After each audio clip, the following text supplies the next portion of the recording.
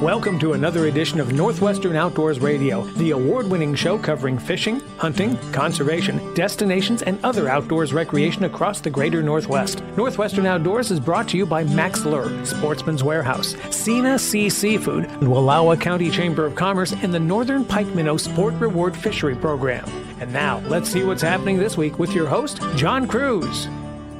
Welcome aboard. I want to start by thanking all of you who have contributed to the GoFundMe campaign we've got going for my friend Rhonda Edwards. As I've been telling you the last couple of weeks, she has been battling cancer. She's been doing so for a long time, but that battle has gotten very serious as of late, and she needs some help in terms of financial help to get down to Houston, Texas, where there's a facility that specializes in the type of cancer she is fighting. So, if you can spare anything at all, it'd be truly appreciated. Just go to our Northwestern Outdoors Radio Facebook page and look for the link to the GoFundMe campaign, or just go straight to GoFundMe.com and find the Help Rhonda Edwards Fight Cancer GoFundMe campaign and just donate whatever you can. $10, $25, $50, it all helps and it's all appreciated. All right, turning to this week's show, we're doing something a little bit different.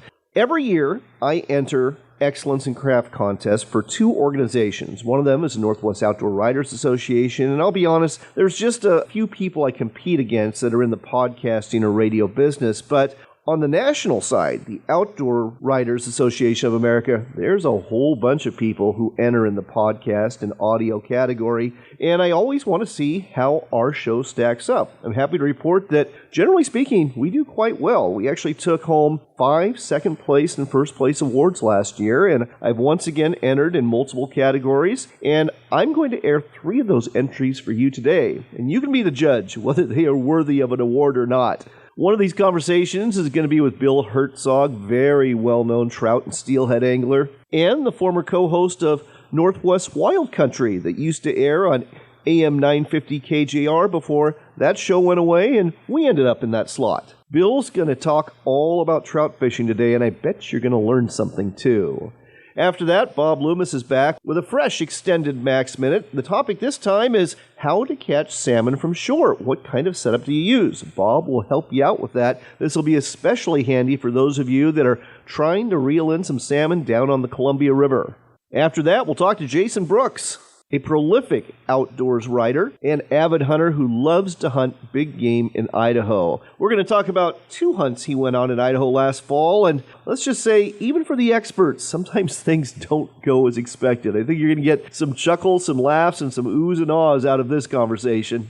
Last but not least, we are going to get to talk to the CEO of Buck Knives. That would be CJ Buck. Ran into him at SHOT Show last year in Las Vegas and got a chance to sit down and hear the story of how he came to be the CEO of this very well-known company headquartered in Post Falls, Idaho. Put it all together, and we've got a great show coming your way. So let's start it off the way we always do with another edition of Sportsman Spotlight with David Sparks, brought to you every week by the Ag Information Network of the West.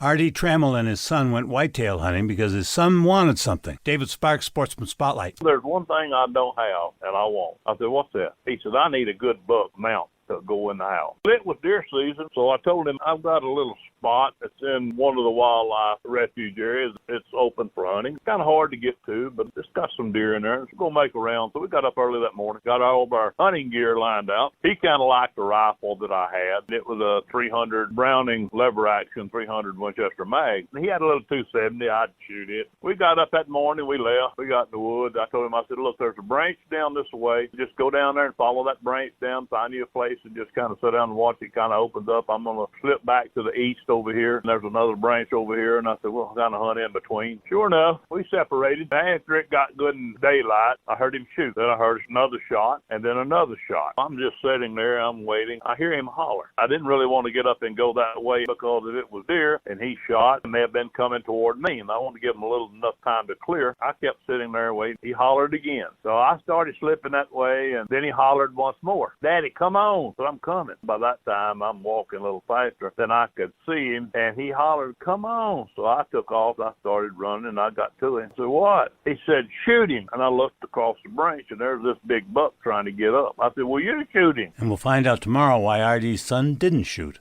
It's been popping up in orchards and vineyards all over. Any origin theories, callers? Oh, hey, yeah, it's Sevia fungicide from BASF, a category leader in disease control. How do you explain these healthy crops? Well, longer-lasting residual. Plus, it's built for current regulatory standards and prepared for what's to come, which improves crop marketing flexibility, so... A fungicide that is out of this world?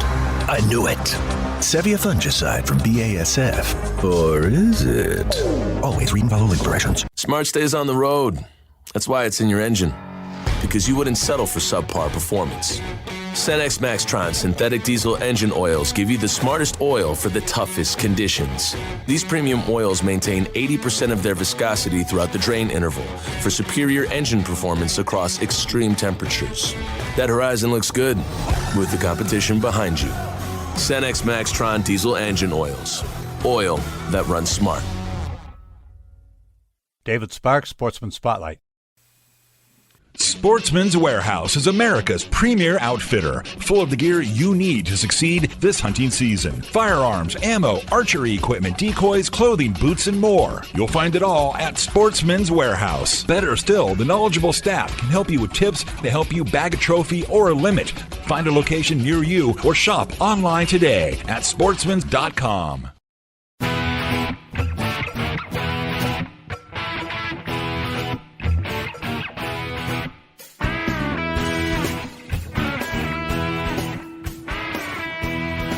Welcome back to Northwestern Outdoors Radio. I'm John Cruz. Our next stop is the Gem State of Idaho. That's where outdoors writer Jason Brooks is with his son. They're deer hunting, and this is not the first hunt they've done this fall either. Jason, welcome to the show. Well, thank you, John. Glad to be back. So, Jason, you live in Washington State like I do, but you've been going to Idaho for like 30 years now for big game hunting. What continues to draw you to the Gem State? You know, it's interesting. I actually first started hunting here back my senior year in high school 31 years ago as a gift from my dad before I went to the United States Air Force. And really quick, there I was. So I hunted my first year as senior in high school, and then fast forward a year later, I'm at Chinook Air Force Base, Illinois, and I'm getting my orders where I'm going to go land my feet. You know, I'm going through my training and everything else, and I finally get my orders, and I got Mountain Home, Idaho. There you go. So I landed right back to Idaho, got to live in southern Idaho, got to enjoy the Gem State, fell in love with this place from the sagebrush flats down by the Nevada border all the way up to the tamaracks and the alpine area up by the Canadian border and everything in between. The Frank Church lies right in the middle of it, and that's where my heart lies as well, is right in the heart of Idaho. Well, I know you love to fly into a little airstrip in the Frank Church Wilderness, and you did that again this fall. Tell me about that hunt and how it went. Well, so I think this was like my 17th or 18th time going in there. I can't even remember anymore how many times I've been in there. And you'd think by now I would know better, but I'm probably at the stage in my life and maybe in my hunting career where I'm starting to forget the little things and they become big things real quick. I hear you. Yeah. First off, we get in there and the weather's going to be perfect. It was 78 degrees 3 days before we got there. So I'm like, oh no. But it was a cold spell coming in, a cold front. We had to fly in a day early because of a major storm that was coming in. So we get in there, and it starts raining on us, and then the snow level's starting to drop. And I'm thinking, oh, this is going to be perfect. And we're getting all of our gear ready to go. We have a wall tent in there by the airstrip. Then we spike out, which is we basically bivouac out. We take a small little hot tent. You know, we were 5 miles away from the runway. And so we're getting all of our gear ready. And I pull my gaiters, which gaiters are like these things you put over your boots to your pant leg to kind of keep the water from going in from the top of your boot, like, you know, from your socks getting soaking wet and those kind of things. And I realized I grabbed my son's gaiters that I bought him back when he was about 10 years old. Oh, no. Yeah. So the next morning, I'm like, well, no gators, no problem. I've done this before, you know. And we start hiking into where we're going to go into spike out at, and it starts pouring down rain and pouring down rain. Now I'm soaked, and my feet are waterlogged. I can feel the water squishing in my wool socks. And I'm like, oh, this is not good. No. And then I look up, and 15 yards in front of me in the trail is a black bear cub. Oh, my gosh. And I'm like, okay, this is not good. Where's Mama Bear? I'm like, you're way too close. This is a really small bear. It's soaking wet. I'm soaking wet. I have a whistle with me. If you ever get lost, I always carry a whistle. I start yelling, "Hey, bear." I start blowing on this whistle, and this bear just, for like 15 minutes, just stands there 15 yards, feeding in some fireweed, kind of walks towards a tree, walks towards me. No mama bear ever showed up. Huh. I don't know if this mama bear got taken out by wolves, a lot of wolves in there, or just natural occurrence, or I don't know. But this little cub was all by himself. We're both sitting there soaked. I felt so bad for him. But that's how my trip is starting for a 10-day Idaho backcountry trip. Oh, jeez. Did it get better? Well, no, it doesn't. We get to where we're going to spike out. I put my tent up. I'm going to put my stove together. The pin that holds the hinge for the stove door fell off somewhere. Oh. I now have a stove that's non-functional. Oh, my God. Was that your only source of warmth or your only source of cooking? And drying out. Remember, I'm soaking wet. Yes. Oh, and boy. on top of that, it's now switched from rain to snow. But I was able to fabricate a pin by taking these rings you have for your stovepipe, and I cut it and was able to fabricate that. So I got that. So then I pull up my air pad, and I climb in my sleeping bag. I've got a bivy bag, and I was saying, okay, no problem. I wake up a half hour later, my sleeping pad apparently had a hole in it. So now I sleep all night on the ground. I'm trying to dry out my socks. I'm trying to dry out my boots. It's just not happening. So the next morning I wake up, I tell my hunting partners who are in there, I said, I have to go back out to base camp. I got to get dried out. I've got to get my other pad, my base camp pad. So my dad had taught me this trick years and years ago. I had some plastic bags with me. So I actually put my wool socks back on. I put some plastic bags over my wool socks, slid them into my wet boots, and down the trail I go. Fat, dumb, and happy, just hiking along. And I look up on the hillside, and there's a herd of elk. Oh. So I thought, why not? Finally, my luck has turned. Let's go chase some elk while wearing plastic bags on your feet. 4 hours later, I get to the top of the ridge, John, just to watch the elk crest over at 6,000 feet and literally somber away, eating at 700 yards into the backside of this basin. And I'm like, I can't go any further. If I go any further and shoot this elk, it'll take me 10 years to get this thing out of there, let alone 10 days. Right. So now I've got to go back down. Keep in mind, the runway's at 4,400 feet. I'm at 6,000 feet, and I'm within probably a half mile of the runway as far as the crow flies. That's how steep this country is. I'm in the river basin, the river drainage, and I have plastic bags on my feet. Oh my gosh. So yeah, that was pretty much, that's my Frank Church hunt of the year right there. I get down, I get cleaned up, I get dried out, and I just pretty much took my camera for a walk the rest of the other 8 days after that. Well, there you go, folks. Even the experienced professionals and avid hunters have outings like this. However, this week, you are on a hunt with your son in the Idaho Panhandle. Understand you got some of those leftover tags that are available. How's that going? Well, so it's going great. So I have an any deer tag, and my son had an any deer tag, and then November 3rd, Idaho put on the last of their sales for their leftover and turned in tags, and I was able to snag a tag for my son that's a doe tag, so I'm like, hey, I want to surprise him with that. We see so many deer up here that it's not uncommon for you to get your deer in the first day, and I'm like, hey, they're not I'm a mule deer hunter at heart. So when I get these whitetails, they're not as big as a mule deer. So we have no problem with the meat and everything else. We usually run out of the whitetail well before even summertime. So I surprised him with this deer tag. And so today we're going along and we're going out this ridge line. And it was almost like a takeoff or carryover. I had started flashbacks of the Frank Church. Oh, no. Yeah, because my son stops and he waves me over and I go over to him and I go, what's going on, Ryan? He goes, look at these tracks. Well, I had forgot the bear spray at home, and I thought, no big deal. The bears are hibernating now. It's like 12 degrees outside. No, there was a fresh, today, grizzly track right where we were walking. Oh, wow. There are grizzly bears in this area. We're between the Selkirks and the Kootenays. Right. And I'm like, oh, boy, yay, just what we needed. So I looked at him and said, just remember, kid, I don't have to outrun the bear. I have to outrun you. I have a feeling you'd lose that race, but keep going. Yes, absolutely. Well, about an hour later, we see a flash in the brush, and so Ryan's got these two tags, right? One's for any deer, one's for a doe, and he's like, hey, a deer just, they're whitetails. So you see a flash, right. It's a deer, right? Okay, so he hikes up over the top of this ridge, and I'm watching him, and he's turning into a really good whitetail hunter because he hunts blacktails in western Washington. I see him, raise his rifle, and then it's almost like English style shooting for pheasants. Have you ever done that? You point to a spot and wait for the bird to come to you. Uh-huh. He slides his rifle to the left and just stops. And then about 3 seconds later, he fires. And what it was, I talked to him. I said, what's going on? He goes, Dad, I saw the deer. It was running through the brush, so I couldn't shoot through the brush. So I found the opening where it was heading to, put my scope right there. He shoots a 2 to 10 power scope. He's on 2 power, so there's a good field of view. I just aimed my crosshairs right in the opening. As soon as I saw that deer, I shot. I was like, well, good for you. Wow. And yeah, so we hike up, and he's like, yep, I think it's a big doe, Dad. I got a big doe. I threw my doe tag. We get up there, and I go, well, one problem, Ryan. It's got spike antlers.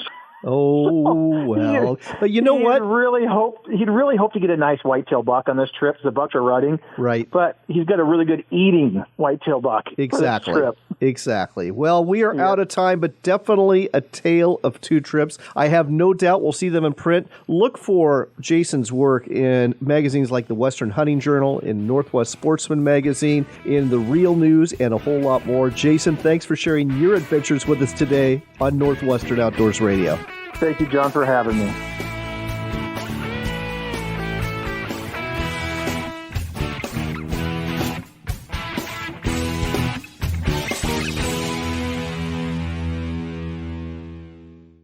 Located in the northeast corner of Oregon, Wallowa County offers a unique destination rich in natural beauty and outdoors recreation. Enjoy the clear waters of Wallowa Lake. Take a tram to the top of Mount Howard for million-dollar views. Hike or ride into the Eagle Cap Wilderness and fish or raft the Wallowa and Grand Ronde rivers. It's all waiting for you in beautiful Wallowa County. Plan your visit today at WallowaCountyChamber.com. That's WallowaCountyChamber.com.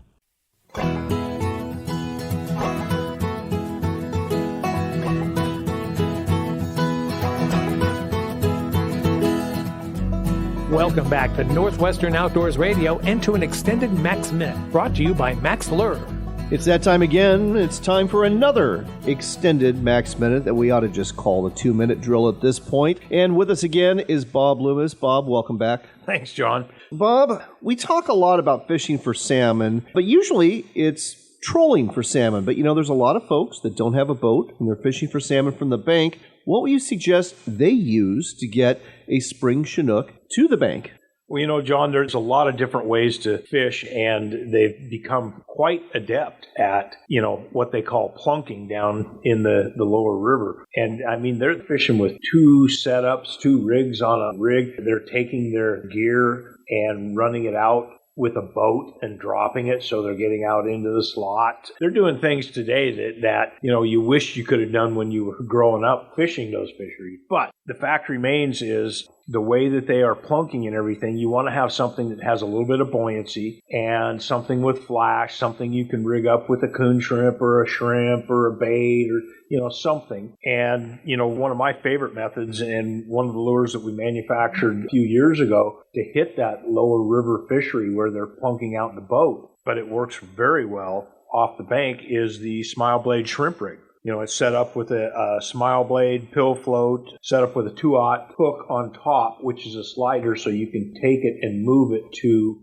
get the size of the shrimp that you're putting on there, stretch it out, and then it's got a large treble hook on the bottom. So it works tremendously well because of the flotation, because of the flash, and works really well because of the fact the Smile Blade doesn't take anything to spin and attract. Well, there you go, folks. If you don't have a boat, head to the shore and go ahead and plunk for some salmon using the shrimp rig from Max Lure. You can find it at sporting goods stores near you or online anytime at maxlure.com.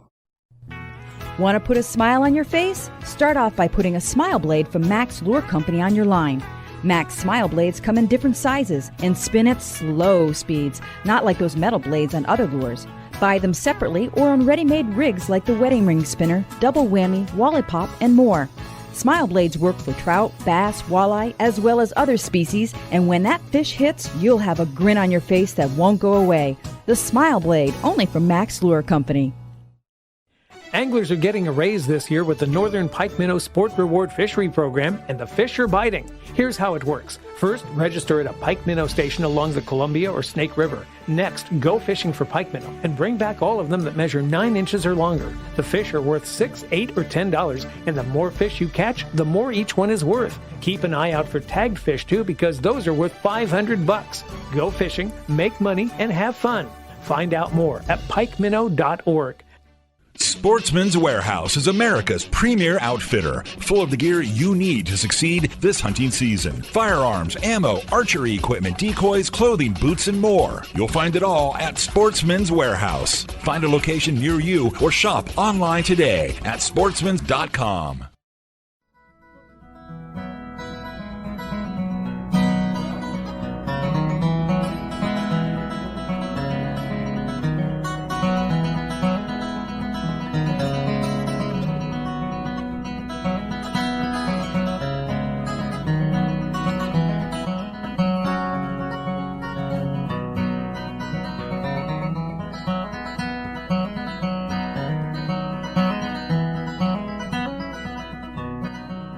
Welcome back to America Outdoors Radio. Got a real treat for you trout anglers out there, especially in the northern part of the United States. We've got Bill Herzog with us today. Now, Bill Herzog is one of the most famous anglers in the Pacific Northwest. He's written several books about catching salmon and steelhead. You can find through Amato Publications. He's been a radio show host. He's pretty much done it all. And to this day, he still lives to fish for trout and steelhead. Bill, great to get you on the air. Nice to be on the air, man.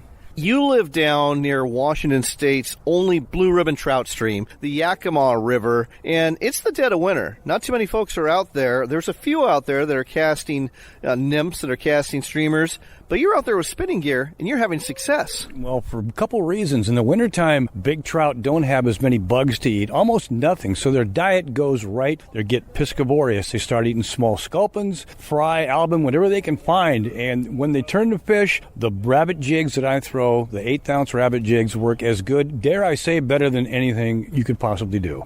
And I want to talk about that. I'm really unfamiliar when it comes to stream fishing of using jigs and exactly how you go about it. And the method we're going to talk about here, it works on the Yakima, but this literally would work on any stream in the northern hemisphere, wouldn't it? I can prove that. I've caught fish doing this in Montana, a lot of streams in Montana, down in Oregon, in lower British Columbia, eastern Washington, western Washington, wherever you find larger trout, the jig is your friend. Okay, so let's talk about this jig. Let's talk about how to fish it during the winter months. Trout love sculpin. A lot of them, we can find sculpin from east coast to west coast, north to south. They love sculpin. Okay, now sculpin, if you watch it, if you ever spook one, while you're waiting, they dart along the bottom. They don't come up in the water column at all. You got to get the jig down to them and keep it down. So those of you out there who maybe jig for walleye, who may be on the west coast, maybe you jig for salmon or something, you don't want to do the big wheat bean jig. Yeah, that is a no-no because those fish never come that high in the column. They stay along the bottom. So what you want to do while your jig is drifting along, if you're in a river or a stream, keep it within 6 inches of the bottom, just little tiny pops of the wrist and the rod tip, and keep it moving along. Maybe reel, maybe just you don't have to, but just keep it, your mind's eye thinking now, keep your jig right on the bottom where a small fish would evade a predator. Now, I know when it comes to trout, it's always about matching the hatch. And this is primarily a dark colored jig that you have here. It's brown with a little fawnish, I guess you might say, and a black head. And I presume this is supposed to imitate a sculpin, and this will probably work anywhere where sculpins are, right? Yeah, which is everywhere. Sculpins are everywhere, but this one, if you keep it dark, and I put a little bit of light in there, and I put a little bit of red in there, I palmer near the head to look like gills, and I stick with grizzly patterns, anything that's got to break up with black, white, black, brown, black, olive, anything that breaks it up, a sculpin has that pattern to it. The fish, thankfully, they're not that picky. They're hungry. When they see something darting by, they're not going to scrutinize it. They're going to attack it. We were also talking about spinners. I mean, that's my favorite way of fishing, is using a spinning rod and tossing spinners. But I'll be honest, whether it be the Yakima or most other streams, I haven't had a lot of success during the winter months. I do good right after ice off on lakes, but not so much on streams. Help me out here. Well, for a reason being, in ice off in lake, what's happening? The water temperature is rising. The surface water temperature is getting warmer literally by the minute, and that turns fish on. They've been starving all winter, man. They will hit a tennis shoe, right, when this happens. But when you're on a river in the wintertime especially, I don't care where you are, pay close attention to what's been going on a few days before, okay? If the water, if it's been warm out and the temperature outside drops rapidly, that water is going to drop rapidly and the fish will shut down until they get used to that water temperature. Conversely, if it's been really, really cold, when the water drops, you're not going to catch them on anything. They're not going to bite a single thing. But when that water temperature, let's say it's in the mid-30s, and it suddenly jumps up to the low 40s, those fish are going to get rabid. And that's when you want to be on the water. Pay close attention to air temperature and water temperature in the wintertime. That's your key to success no matter what technique you're using. So when it comes to spinners, are we talking like, I know you love rooster tails. You are a big fan of the rooster tail by Warden Lures. Are we talking a brown one with a gold blade? Well, yeah. That'll work if you've got a bright day like we have today. If you got clear water, you want to tone it on down. A brass doesn't flash as much as silver plate. And a brown body, low in tone, just give them presence and a little bit of movement so you don't spook them. There's a thing we have called the attraction threshold. You don't want to go over that. You want to jazz them, but not spook them. Like if I was to go out on a bright day and throw a big yellow rooster tail, yellow body, yellow tail with a big flashing silver-plated blade, what are those trout going to do? You can see them flying out of the tail out. But if early in the morning when there's low light, or I got a little color in the water, which happens as snow melt a little bit, you want that flash. So take both with you and try and pay attention, again, to your surroundings. If you got a dark day, it might be okay to use silver plate and yellow. If you got a bright day, tone her down, go to brass, go to browns.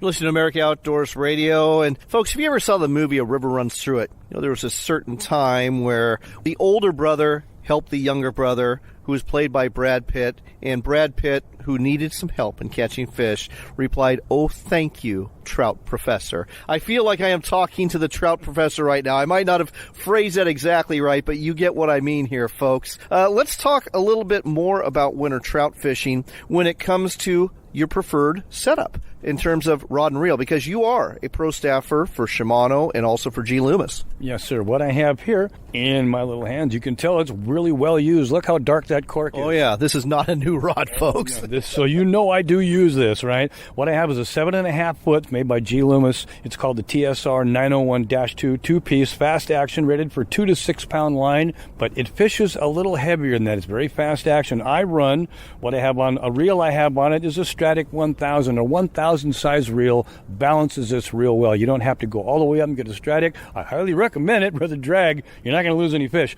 But what I do is I fill it with 10-pound test Nanofill, super thin, never twist. I can cast. Well, hold on. You just told me this is rated for 2 to 6 pound test, but you are filling it with 10-pound test. Absolutely, I am. Well, look at it. It's super thin. It's the same diameter as 6-pound line. Same. And what kind of line is this again? It's called Nanofill by Berkeley makes this. And I put about 6 feet of 10-pound test because it's fluorocarbon. You know what they say, it doesn't matter how big the fat man is. If you can't see him, it doesn't matter. So I'll run 10-pound test, 10 and 10 to my jig, and they can't see that 10. And fluorocarbon is denser. It sinks better also, and they can't see it. There you go, folks. All sorts of great ideas about how to catch trout this winter, whether you are basically drifting and twitching a jig or whether you are tossing a spinner. And by the way, we didn't even get into spoons, and Bill wrote a whole book on that. You can check that out at Spoon Fishing for Steelhead. It's a book I've had for years, and yes, he covers some trout fishing in there too. Bill, it's been too long since we've had you on the air. Thank you for joining us today on America Outdoors Radio. It was my pleasure all the time, man. That's Bill Herzog, folks. Let's close out this segment the way we started, with a little music from one of my favorite artists, Frank Prenevost.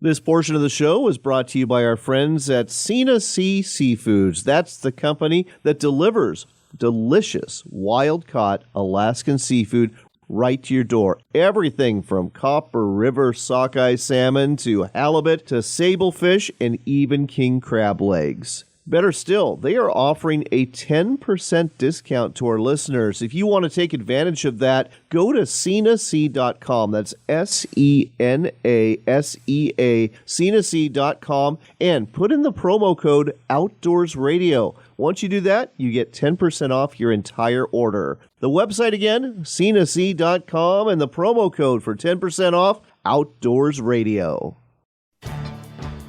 Sportsman's Warehouse is America's premier outfitter with the gear you need for fishing, hunting, camping, paddling, cooking, and just about anything else you can do in the woods or in the water. With over 125 stores across America, there is bound to be a Sportsman's Warehouse near you, with not only the gear you need, but also the experts to help you get the most out of the product you purchase. Head down to your local Sportsman's Warehouse today or shop online anytime at sportsmans.com. That's sportsmans.com.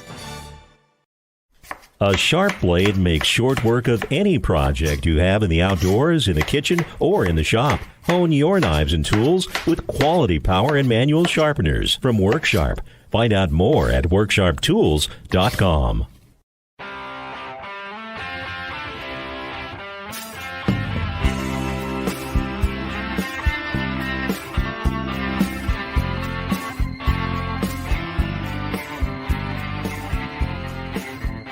You're back in with Northwestern Outdoors Radio. I'm John Cruz, and we continue to broadcast from SHOT Show in Las Vegas, Nevada, and I've got a real treat for you. I mean a real treat. I have been wanting to interview this man for years, and I got the chance today. His name is CJ Buck. He is the CEO of Buck Knives, located in Post Falls, Idaho, and we've got a lot to talk about. CJ, welcome to the show. Hey, thank you, John. So let's start off with the fact that you're the fourth generation Buck member to run this company. And in a day and age where whether it's a business or a farm, it's really hard to go from generation to generation anymore. Tell us a little bit about the history of Buck Knives. Okay, well, history starts with my great-grandfather, so Hoyt Heath Buck, H.H. Buck, back in 1902 as a teenager, apprenticing in a blacksmith shop and making knives on the side. So his contribution to the family was bringing home a paycheck, as well as doing these knives on the side. He would pick up files that were worn out. He would reheat treat them, soften them, and anneal them, basically, and make knives out of them. So that was a way of contributing to the family. In the process of doing that, he just picked up an intuitive feeling for heat treat, metal performance. I could talk to you for an hour about heat treat because it's near and dear to me. We do our own heat treat in-house. But he made knives that performed with the proper ductility, hard enough to hold an edge, soft enough to take a beating, so ductile enough to take a beating, which knives tend to do. They are tools. And then balance that with some decent corrosion resistance. And in the process, with design, shape, the ergonomics, the handle, make tools that were truly functional for people. That was the founding. Fast forward to 1978, you started working for the company. 1999, you became CEO. Was this one of these things that was just an expectation growing up that you would work for the company? Oh, yeah. No, my mother tells a story, which I don't remember, but it's first grade. It was shadow your kid to school, first grade, and all the kids in first grade were standing up to say they were going to be the firemen or the police, or just exactly what you'd expect, a bunch of first graders. Somebody's going to be an astronaut. So it became my turn, and my mother said in a fairly dejected tone, well, my grandpa runs a knife company, my dad's going to run a knife company, and I guess someday I will too. And that was... That is a great story. I've got to tell you, my first real knife that I ever owned is the one I am holding right now, the 110 Folding Hunter, and I fell in love with this from Buck Knives when I got it. We're talking back in the 70s here. Yeah, no, that knife was introduced in 1964, and I was jokingly telling someone else that it's a classic. It is. And the difference between an antique and a classic is still functional. And so this knife just hit the marketplace. It was a dependable lock-back folder, so it was a folder is much safer to carry in case you fall on it. Right. So if you're on a ladder as an electrician, if you're on a horse as a hunter, if you're just a hiker that takes a tumble, having a folding knife on your hip is much safer to land on than a fixed blade knife on your hip. So while a folder is maybe a little less safe to use because it might fold or it might not lock properly, a fixed blade is safer to use but more dangerous to carry. So the 110 being a very dependable lockback really set the industry on its head in 1964. And folks, I am sure you've seen these knives before. It's got that classic gold and brown wood look. It's just a beautiful thing. But we need to talk about something else. We're celebrating a 50-year anniversary here, aren't we? Yes, sir. So the 112 Ranger, which is a slightly smaller version of the 110, we introduced in 1972. And basically, the story my grandfather told was there was a physical altercation on one of the Navy ships in San Diego. So we were located in San Diego. And so the Navy made a new rule that a folding knife on board ship could not have a blade. It had to be smaller than 3 inches. So the 110 was 4 inches. So my grandfather introduced a knife with a 2 7/8 inch blade. I love this. This is good stuff. Is the Ranger your best-selling knife? Is that why we're celebrating the 50 years in terms of just overall sales over time? No, the 110 Folding Hunter is by far the best seller.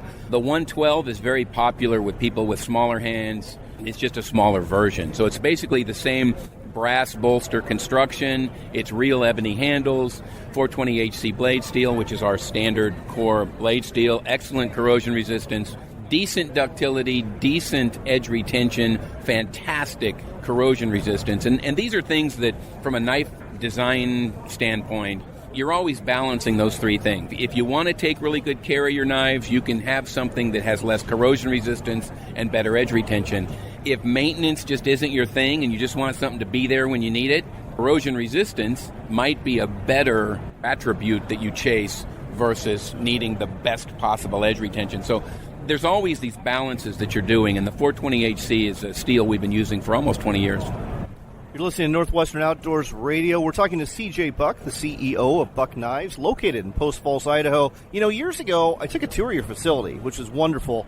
And I'm guessing with COVID, those had to go by the wayside. Are those going to be happening again? Yeah, the tours are open again. Oh, that is great to hear. And folks, if you're ever in Post Falls, it is definitely worth a visit to go to Buck Knives and take the tour. You're going to learn a whole lot more than you're hearing in this 10-minute interview. Let's turn to something you've got that is brand new this year. Very exciting. You're in the fillet knife business now. Yes, so what we've done is we've designed a whole series of fillet knives, fixed and folders, small fish. I'm going to call them small game. But just a small blade, small fillet, more of a trout, panfish kind of fillet, versus some much larger saltwater fish, large halibut, salmon fillet knives, as well as some bait knives. Interesting. And we've got them laid out right here before us. There's two colors. One is orange. I understand that's for the freshwater series. The other one is blue and gray, and that is for the saltwater series. And I'm holding what I think most people consider to be the standard fillet knife here. Most people just own one fillet knife. Why do you need multiple fillet knives? You know, fillet knives are like fishing poles. So, okay, enough said. Folks, enough said. The size of the fish and the circumstance means you can make one work all the time, but you might not want to. So a little bit larger blade, a little bit fatter blade, more flexibility in the blade, less flexibility in the blade may work better for you depending upon what it is you're cutting up. You know, CJ, most of our listeners know I'm a very simple-minded man. I really like the way you dumb down this interview and explain things to me here. So let's talk about the saltwater knives. These are pretty impressive here, and talk about the specific function of each one and how they differ from the freshwater knives. So let me start with the sheath. The sheath itself is just a plastic. It's just a plastic sheath. There's a thumb ridge, so you can hold the knife in your hand and with your thumb extricate it from the sheath. So, nice, very nice. So there's no strap. It's just kind of a pressure lock where the knife locks into the sheath. There's a lot of drainage in the sheath, so if there's water or moisture, there's lots of holes coming through because corrosion is still a big deal. When you're looking at fillet knives, like I said, you're looking at flex. If you want more flex or less, so when you're laying the knife on a table and you're filleting, I just cut the table. But if you're laying the knife on the table, you want that knife to flex so that it lays flat for the smaller fish, because that's more important. I mean, every ounce of flesh off of a small trout is critical and important. Compared to you get into a larger saltwater fish, you're really going for a more efficient stroke rather than trying to save every ounce of meat. So the less flexibility gives you more cutting power on a larger fish fillet going through some larger bones, whereas these smaller freshwater fillets, I mean, you can see just how much flexibility that is. So you're gonna lay flat on that fillet board, the cutting board. We are unfortunately running out of time. I'm loving this conversation, but we are, again, running out of time. But one other thing about the saltwater fillet knives, folks, great corrosion protection as well. If you want to find out more about buck knives, you already know they're probably the most popular knife in the Northwest. Just look for them at a sporting goods store near you. You're going to find them there. When are these fillet knives coming out? They'll be out this summer. Okay, look for these fillet knives this summer. These are definitely knives of beauty. You're going to love them and very useful for anybody who loves to go fishing. CJ, thanks so much for this great conversation today on Northwestern Outdoors Radio. Thanks, John. Thanks for the opportunity.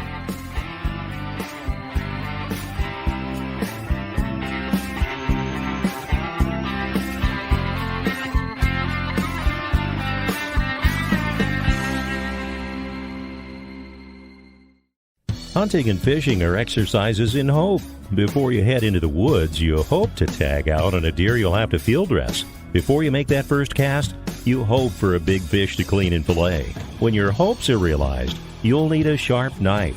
Whether you sharpen that blade on a power sharpener in the shop or a manual sharpener in the field, WorkSharp has the tool for you. Look for WorkSharp products in sporting goods stores near you or online at WorkSharpTools.com. Enjoy a meal of wild Alaskan seafood delivered right to your door. Sina Sea offers premium quality wild Alaskan fish and shellfish to include Copper River king and silver salmon, halibut, black cod, king crab, and of course, Copper River sockeye salmon. Order it blast frozen or smoked and experience a slice of Alaska for a special meal you won't forget. Buy your seafood now at SinaSea.com. That's SENASEA, SinaSea.com.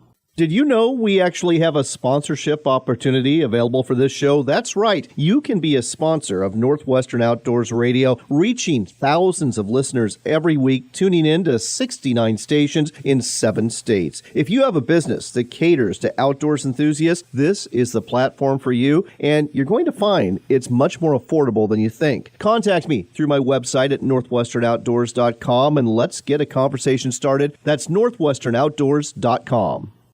Anglers are getting a raise this year with the Northern Pike Minnow Sport Reward Fishery Program, and the fish are biting. Here's how it works. First, register at a pike minnow station along the Columbia or Snake River. Next, go fishing for pike minnow and bring back all of them that measure 9 inches or longer. The fish are worth $6, $8, or $10, and the more fish you catch, the more each one is worth. Keep an eye out for tagged fish too, because those are worth $500. Go fishing, make money, and have fun.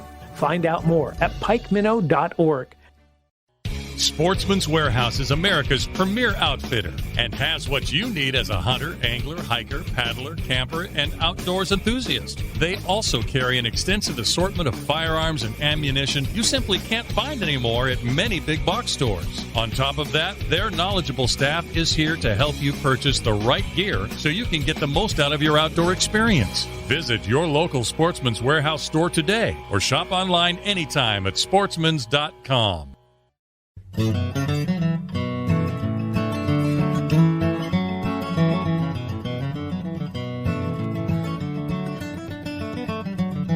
Before we go today, we've got time for one last shot of Northwestern Outdoors Radio with your host, John Cruz.